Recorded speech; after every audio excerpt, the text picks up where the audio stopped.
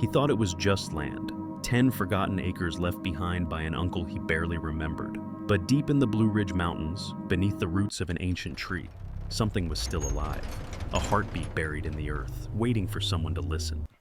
When Ethan Ward, a war veteran with nothing left but his dog, pulled open that hidden door, he didn't just uncover his family's past. He woke something that remembers everything it's ever touched. Some legacies are built in stone. Others are grown in silence. Please support us by subscribing to our channel. The summer air over Asheville hung heavy and slow, thick with pine resin and the smell of rain-soaked earth. Heat shimmered above the cracked asphalt as Ethan Ward guided his faded green pickup along the narrow road that curved into the Blue Ridge foothills. The truck groaned with every turn, the same way Ethan did each morning when his knees reminded him that war never really ended. It just changed scenery. Ethan was 45, tall but slightly stooped, his frame once military solid, now softened by years of solitude and cheap diner coffee. A beard, trimmed but uneven, shadowed the sharp angles of his jaw.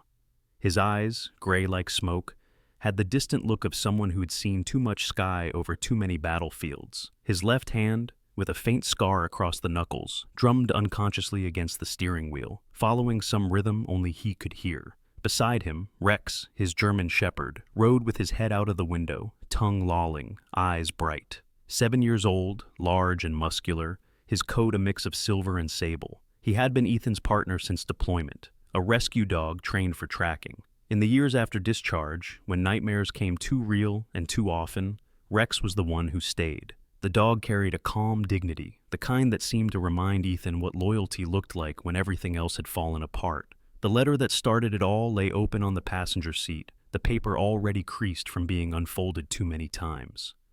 To Mr. Ethan M. Ward, sole heir to the estate of Harlan Ward. His uncle's name barely stirred a memory. He hadn't seen Harlan since he was a child.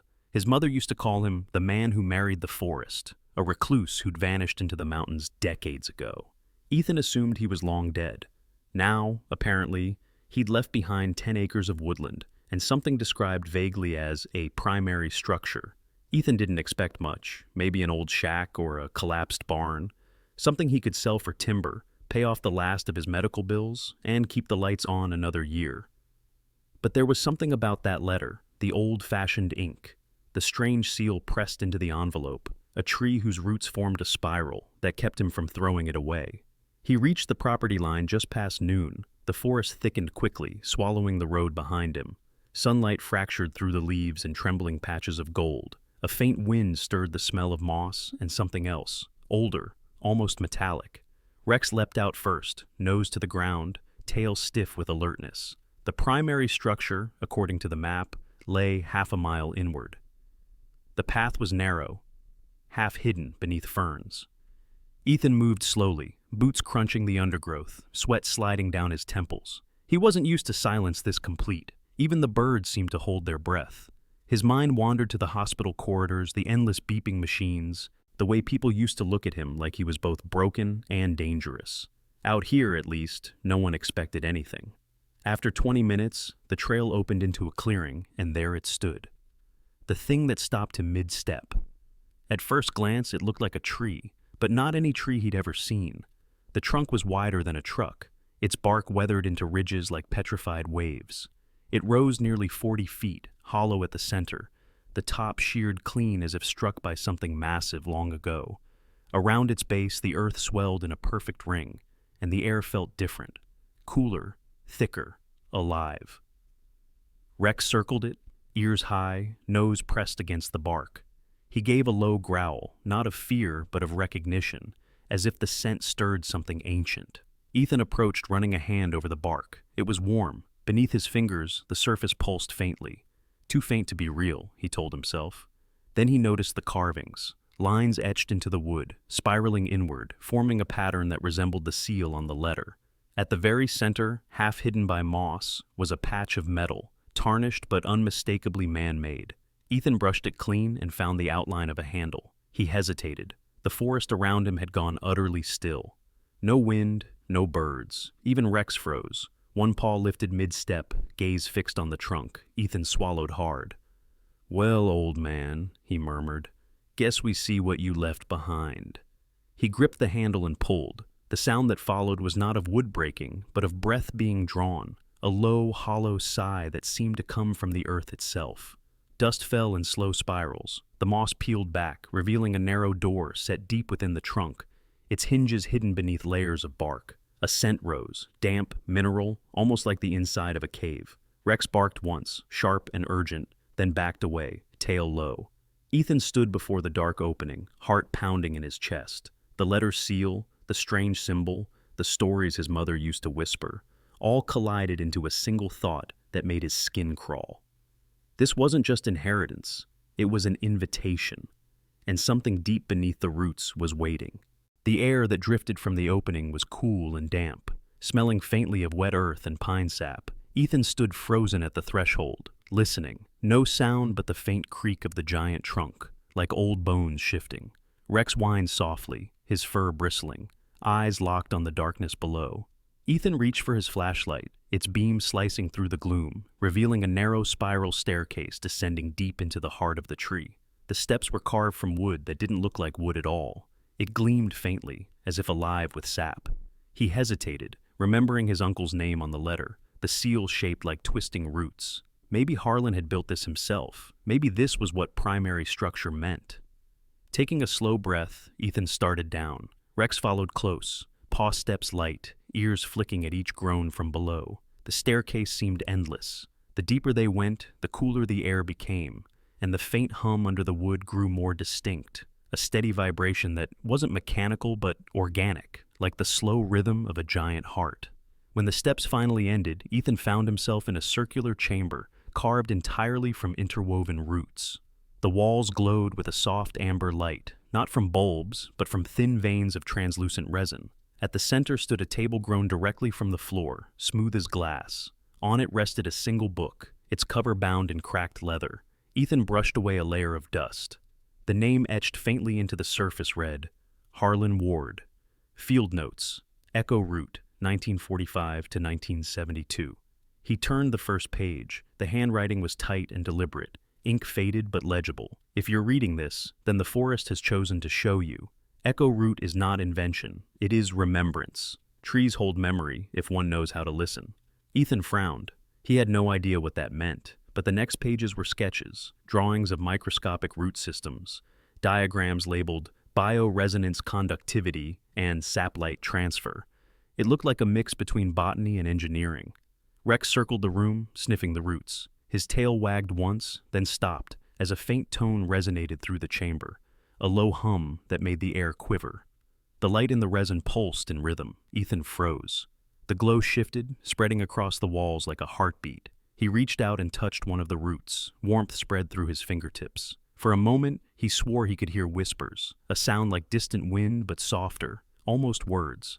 A voice echoed behind him, soft and gravelly. "It talks back, doesn't it?" Ethan spun, beam flashing across the entrance. A figure stood there, an old woman in a forest green coat, holding a lantern.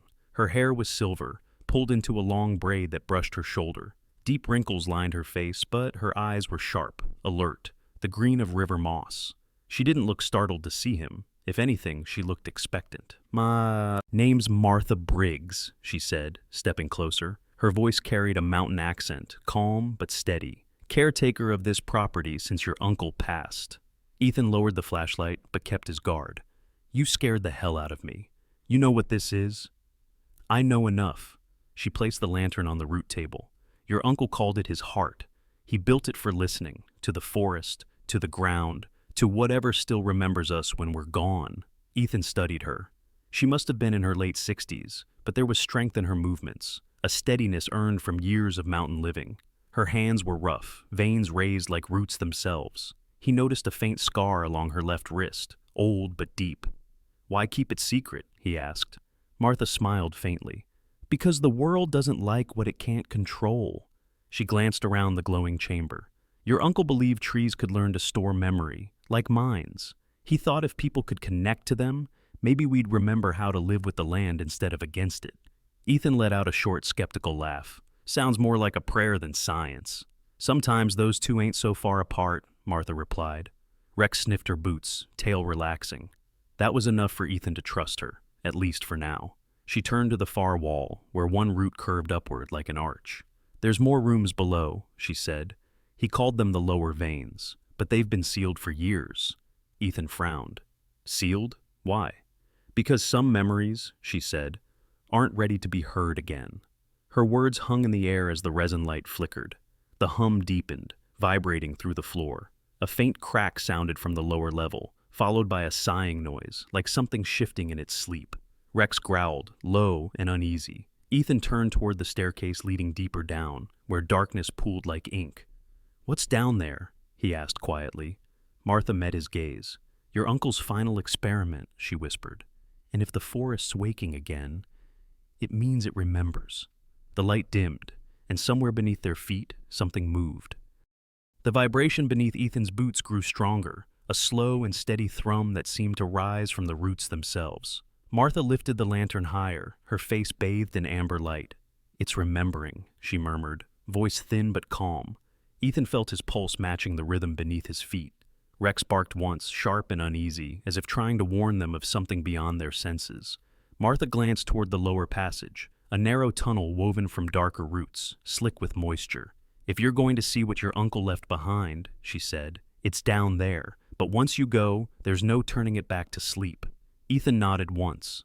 The soldier in him had never liked turning away from a closed door. He swung the flashlight toward the descent, and the two of them began the slow walk down, Rex leading. The walls grew denser, almost fleshy, veins of glowing resin snaking along the path. The deeper they went, the more it felt like walking through the veins of something living.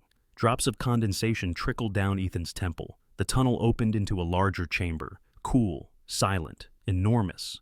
In the center lay 5 metal containers stacked in a semicircle, each sealed with red wax now cracked from age. The lids bore a faded engraving, property of U.S. Engineering Corps, 1945. Ethan stepped closer, brushing away the dust, his breath fogging in the cold air. The sight hit him with a strange, hollow nostalgia. He'd served under equipment stamped with the same insignia. "This shouldn't be here," he muttered. Martha crouched beside one crate, tracing the symbol with her wrinkled fingers. "He said the government abandoned the project," she whispered. "But he couldn't. He brought it home." Ethan used the edge of his knife to pry the nearest lid loose. The wax broke with a sigh, releasing a stale metallic scent. Inside, rows of cylindrical objects shimmered faintly in the light. Silver cores the size of his forearm, each wrapped in glass tubing filled with frozen sap. Beneath them lay a stack of film reels, paper labels faded to sepia. He picked one up. The writing was unmistakably Harlan's. Echo Root, Phase 3.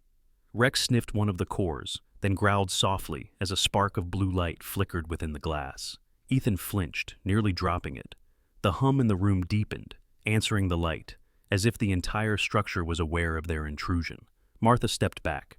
"Careful," she warned. "Those aren't batteries. They're hearts." Ethan frowned. "Hearts?" She nodded. "Your uncle used the phrase biological conductors. He believed trees could carry electrical resonance, like neurons. These," she gestured to the cylinders, "were meant to amplify that connection. The war wanted them for communication, living transmitters that couldn't be detected or jammed." Ethan stared down at the cores, the blue light now pulsing in rhythm with the hum around them. The idea sounded insane, yet everything here, the living roots, the faint heat in the walls, proved otherwise. "And he built one," Ethan said slowly, "an entire structure that's still running." Martha's eyes glistened with both pride and regret. He did, but when the project was shut down, he realized what they'd asked him to do next, to weaponize it. So he disappeared into these mountains, and the world forgot him. Rex began to bark toward the far end of the chamber. Ethan swung the flashlight around and caught a glimpse of a rusted maintenance console half buried in the wall. Metal and wood fused together. A single monitor flickered to life, displaying a dim green waveform. Beneath it, a brass plaque read, "Echo Root Control Node 01. Martha inhaled sharply. "That shouldn't be working." Ethan stepped closer. The monitor pulsed once and a distorted voice bled through the static. Crackling, ghostly, but unmistakably human. "If you're hearing this, the system is awake." He froze. The voice was male, low, steady. It was Harlan's. The recording continued. "Echo Root is not a machine. It learns through memory. Each pulse, Each sound, each thought, shared within its radius. It keeps them all. Be careful what you feed it. The hum rose to a tremor. One of the crates rattled violently, knocking its lid aside. A rush of air burst out, carrying the scent of ozone and sap. The resin veins on the wall brightened, connecting to the exposed core. Blue light arced along the roots like lightning in slow motion. Martha shielded her face. "It's reacting to us," she shouted. "To movement, to sound." Ethan grabbed the lid and slammed it shut, but the light didn't fade. It began to flow upward, retreating through the ceiling, back toward the chamber above. He looked up, heart pounding. "We woke it," Rex barked again, frantic, as if trying to herd them toward the exit. Ethan grabbed the notebook and one of the reels, tucking them into his jacket. The vibration grew stronger, shaking loose dirt from the ceiling. "Run!" Martha cried, and they scrambled back up the tunnel. The light followed them, glowing through the roots like blood through veins. When they reached the main chamber, the amber glow had turned almost white, flooding the walls in a storm of motion. Ethan dropped the film reel onto the table, chest heaving. The hum filled the air like thunder underwater. Martha gripped his arm, eyes wide. "You asked what your uncle built," she said, her voice trembling. "He built something that remembers everything it's ever touched, and now it remembers you." The next morning, fog drifted low over the forest, clinging to the trunks like breath. Ethan woke on the floor of the main chamber, his back pressed against the warm wood. He must have fallen asleep sitting up, still in his jacket. The light inside the roots had dimmed to a faint amber glow, but the hum persisted, a heartbeat buried deep below. Rex slept beside him, muzzle twitching, ears flicking at every vibration that rippled through the earth. Martha sat by the doorway, sipping from a dented metal flask. She looked smaller in daylight, wrapped in her faded green coat, hair loose now, silver strands catching the light. Ethan rubbed his temples. "Did it stop?" She shook her head. "No, it's just thinking slower now." He stared at her. "Thinking?" Martha met his gaze evenly. "That's what it does. It listens, remembers, and when something wakes it, it learns." She capped the flask, slipped it back into her coat. "I warned you, Ethan. The forest doesn't forget what touches its heart." Before he could answer, a low rumble rolled through the ground, distant but deliberate. Rex jumped up, barking toward the entrance tunnel. Martha frowned. "We're not alone." They stepped outside. The forest was shrouded in mist. Sunlight filtered through in pale gold streaks. From the ridge above came the crunch of tires on gravel. Ethan tensed. Two black SUVs wound down the narrow road, their paint glinting wet. The vehicles stopped at the clearing's edge, doors opening in unison. 4 figures emerged, dressed in matching gray field jackets and boots. The man who stepped forward first looked like someone used to being obeyed. Tall, lean, late 40s, short dark hair, clean-shaven, eyes sharp as glass. His name tag read Dr. Simon Kessler. He carried a tablet in one hand and wore a faint, calculated smile. "Mr. Ward," he called, voice too friendly. "I'm Dr. Kessler with the Federal Biological Preservation Initiative. We've been trying to contact you." Ethan said nothing. He didn't like the way Kessler's eyes flicked toward the tree behind him, measuring, assessing. Martha's face hardened. "They're not preservationists," she muttered under her breath. "They're scavengers." The second person stepped forward, a woman in her 30s with cropped blonde hair and gray-blue eyes. Her name patch read Miller. She carried herself like military, rigid, purposeful. "We're here to ensure public safety," she said flatly. "Your property houses experimental materials belonging to the U.S. government." Ethan folded his arms. "Those materials were abandoned 80 years ago, and they don't belong to you." Kessler's smile never wavered. "Mr. Ward, I understand your attachment, but this site is unstable. You've triggered something that could contaminate the entire valley." Behind him, one of the other agents, a younger man, broad-shouldered, nervous, shifted uneasily. His name tag read, Parker. Sweat glistened on his forehead despite the cool air. "Sir," he whispered to Kessler, "readings are still climbing." Kessler's expression flickered. He turned back to Ethan. "We're securing the area, for your safety." Ethan stepped closer. "You mean for your control?" The air trembled again. The roots along the ground twitched, subtle but unmistakable. Rex growled, fur standing up along his spine. Martha placed a hand on Ethan's arm. "It hears them," she said softly. "It knows they don't belong." Kessler's men approached, unrolling cables and setting up scanners. The machines began to beep erratically. The amber veins in the tree brightened, responding. One of the agents cursed. "Sir, it's reacting to us." Kessler turned sharply. "Back away, now!" But it was too late. The ground beneath the SUVs cracked open. Thick roots burst from the soil, wrapping around the tires, the chassis, pulling downward. Metal groaned like distant thunder. The vehicle sank halfway before stopping, held tight. Miller drew her weapon, but froze when the trigger jammed. The pistol slide glowed faintly orange, too hot to touch. She dropped it, backing away. "What the hell is this thing?" Martha's voice was calm, almost reverent. "It's defending itself. The rift between what's alive and what's machine is smaller than you think." Kessler glared at Ethan. "Shut it down. Whatever your uncle built, stop it before—" A deep pulse interrupted him. The hum from beneath grew into a roar, and the roots surged upward, weaving into a wall of living wood between the tree and the agents. In the flickering light, faces seemed to form within the bark, human outlines, shifting, dissolving. For an instant, Ethan thought he saw his uncle's profile, eyes closed, lips moving like a prayer. Rex barked wildly, circling Ethan as debris fell from the canopy. The air shimmered with electricity. Kessler's team retreated to the ridge, shouting into radios that no longer worked. The forest had swallowed the signal. When the motion finally slowed, silence returned, thick and absolute. The SUVs were gone, buried beneath layers of roots. The clearing was whole again, except for the faint scent of ozone and the pulse still beating through the earth. Martha exhaled. "It chose to protect you," she said. Ethan stared at the living barrier, its glow fading to gold. "No," he murmured. "It chose to protect itself." From deep within the tree came a low, resonant sound, like a sigh of relief or warning. Researchers, hand-picked, discreet, loyal to Pierce, arrived in twos and threes, hiking miles through the forest to study the roots' resonance safely. Each was carefully chosen, no corporate ties, no military funding. Among them was Leah Parker, a 28-year-old American graduate student with light brown blonde hair, soft gray-blue eyes, and a gentle, humble manner. Small in build but strong in spirit, she carried herself with quiet faith, the kind that seemed to blend science with reverence. She often said, "God speaks through nature if you just learn how to listen." She specialized in ecological signal mapping and was the first to notice that the tree's pulse slowed when Ethan and Rex were nearby, calm, almost content. "It recognizes you," Leah said one afternoon as sunlight filtered through the canopy. "Your presence stabilizes its rhythm." Ethan smiled faintly. "Maybe it remembers who woke it up." She tilted her head. "Or maybe it forgave you." Months later, official signs appeared along the outer roads.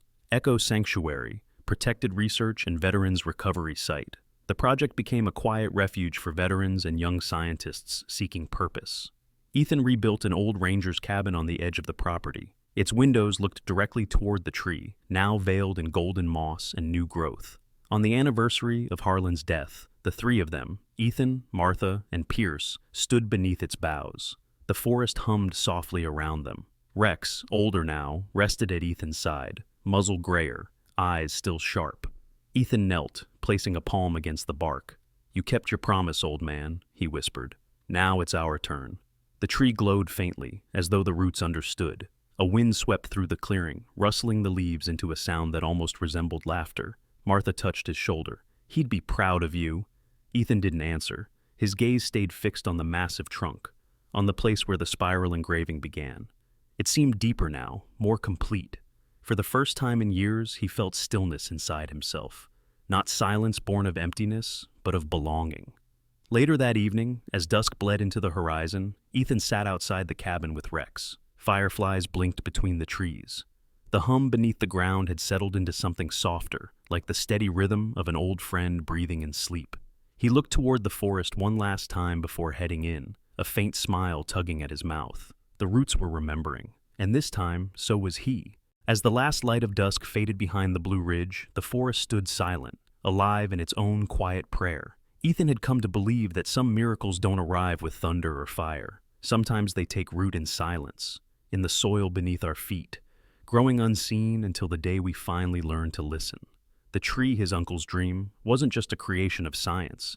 It was a reminder that life itself remembers kindness, that the world still echoes with the touch of those who care enough to heal it. He thought of how far he had come, from a man haunted by war to someone who could feel peace in the whisper of leaves. Maybe, he thought, That's how God works, not always through lightning or revelation, but through small acts that restore what was broken. A hand on a loyal dog's head, a promise kept to the dead, a forest given back to life. And perhaps that same grace waits for all of us, in the quiet corners of our own lives, if we choose to see, to forgive, to protect what's good before it fades. If this story touched your heart, take a moment to share it, to leave a comment about what it means to you, and to subscribe so these stories can continue to grow, like roots beneath the surface, unseen but alive. May the Lord bless you, keep you safe, and remind you that even in the hardest seasons, His miracles still take root in the simplest places, sometimes in a forest, sometimes in a heart like yours.